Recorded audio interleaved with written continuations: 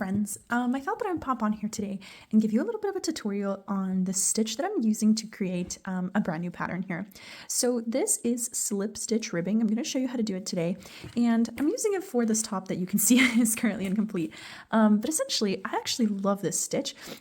Because unlike the single crochet back loop only ribbing, this one retains its form after it's been stretched out. So even after I give it a good pull, it goes back to its original form, which is really, really awesome for a top or like a sleeve cuff of some sort, neckline, etc. So I'm going to show you how to do this today. I do want to warn you that it does take a little bit of, getting used to doing quickly.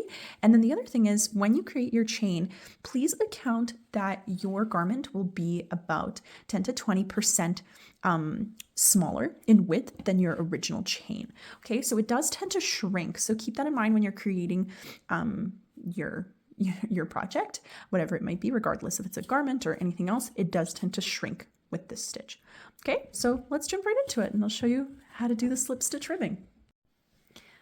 Okay, so let's begin creating our slip stitch ribbing. I'm going to start with a slip knot, and then I wanted to mention that I'm going to size up my hook about 1 millimeter from what I would normally use with whatever type of yarn you're using. So for example, normally I'd use maybe like a 4.5 millimeter hook with this one, just with my own personal tension, but I sized up to 5.5 millimeters. Okay, so you can chain however many stitches you'd like, depending on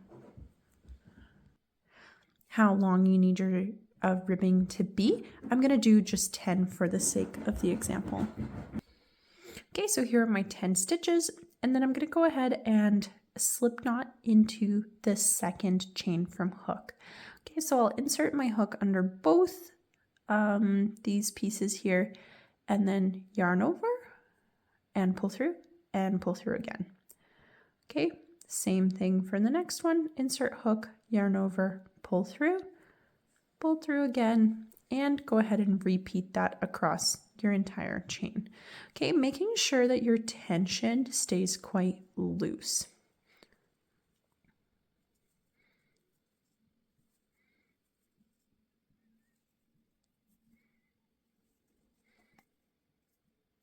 Okay, so now I'm at the end, and I've done a slip stitch in every single stitch across my chain except for the first one, and now I'm just going to chain one and turn. So I'm not going to count this chain one as a stitch this time. I'm going to go ahead and insert my hook into the back loop only of the next stitch, okay, that first one. So insert hook, yarn over, pull through again to do a slip stitch in the back loop only of that stitch. Okay, so go ahead for the next one, back loop only, yarn over, pull through. And I'm going to go ahead and continue that in every back loop only across my project.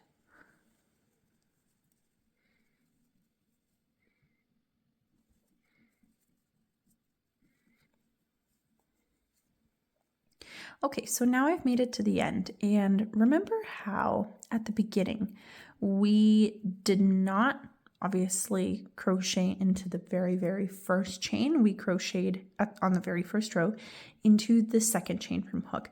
So now I have my last actual stitch. I'm going to go ahead and slip stitch into the back loop only of this one.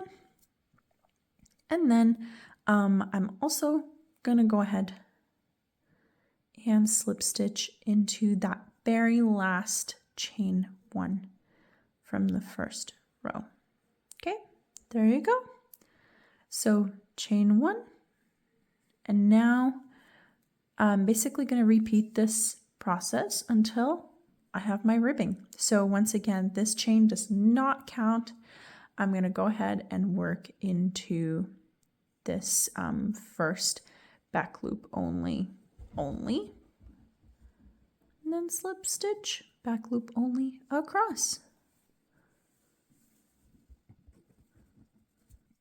Okay, and sometimes once you kind of get the hang of it, I've found it to be a little bit easier to kind of hold my project vertically like this. And then I think it makes it a little bit faster to go through the slip stitches. Okay, so when you get to the end though,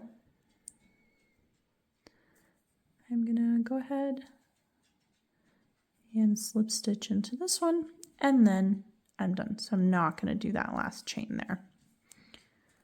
Okay, there you go. Keep going and your ribbing will start to form. So I'm gonna do a couple more rows and then I'll show you how it looks. Okay, so I went ahead and I did a bunch more rows, and I wanted to show you, first of all, that it's shrunk quite a bit. So my sample is quite a bit smaller, kind of like I mentioned at the beginning. And here's the elasticity of it. This is why it's so cool for little tops and you know, like sleeve cuffs and things like that, is because it keeps its elasticity. And even after I stretch it out, it goes back to its original form. Okay, so it's the same on the front and the back. The first row always looks kind of funny like this. I do not know how to fix this.